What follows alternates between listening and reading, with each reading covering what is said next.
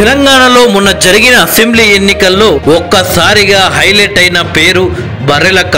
Assembly ఎన్నికల పుణ్యాన్న అంటూ శిరీష కాస్త బర్రెలక్కగా మారి 2 తెలుగు రాష్ట్రాల్లో ఒక సెలబ్రిటీగా మారిపోయింది. ఇప్పటికీ కొన్ని నియోజకవర్గాల ఎమ్మెల్యేల పేరు తెలుగు రాష్ట్రాల ప్రజలకు తెలియకపోవచ్చు, కానీ ఓడినా కానీ బర్రెలక్క పేరు మాత్రం 2 తెలుగు రాష్ట్రాల ప్రజలకు తెలిసిపోయింది. అంతలా తెలంగాణ రాష్ట్ర అసెంబ్లీ ఎన్నికల్లో పాపులారిటీ సంపాదించింది బర్రెలక్క.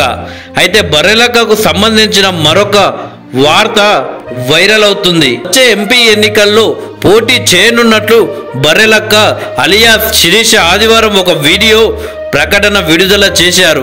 ఈ సందర్భంగా బర్రెలక్క మాట్లాడుతూ అసెంబ్లీ ఎన్నికల్లో ఓటమి చూసి బాధపడ్డానని, అయినా అవేవి పట్టించుకోకుండా నాగర్ కర్నూల్ నుంచి ఎంపీగా ఎమ్మెల్సీగా పోటీ చేస్తానని, గెలిచే వరకు పోటీ చేస్తూనే ఉంటానని బర్రెలక్క స్పష్టం చేశారు. ఓ నిరుద్యోగి తలుచుకుంటే ఏమైనా చేయగలరని ప్రపంచానికి చాటి చెప్పే విధంగా పోటీ చేస్తూనే ఉంటానని తెలిపారు.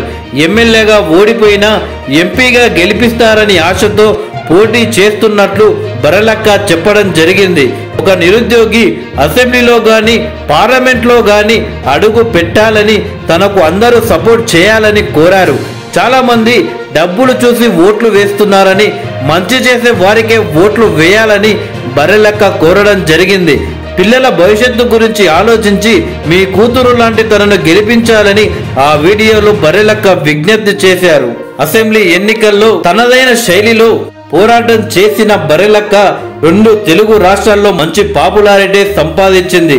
మరి రాబోయే ఎంపీ ఎన్నికల్లో బర్రెలక్క పోటీ చేస్తే ప్రజల నుండి మద్దతు అసెంబ్లీ ఎన్నికల్లో వచ్చిన విధంగానే వస్తుందా, లేక ప్రజలు పట్టించుకోరా అనేది త్వరలో చూడబోతున్నాము. మరోసారి బర్రెలక్క పోటీ చేస్తున్నానని ప్రకటించడంతో తెలంగాణ రాజకీయాలు మరోసారి బర్రెలక్క వైపు మళ్ళాయి.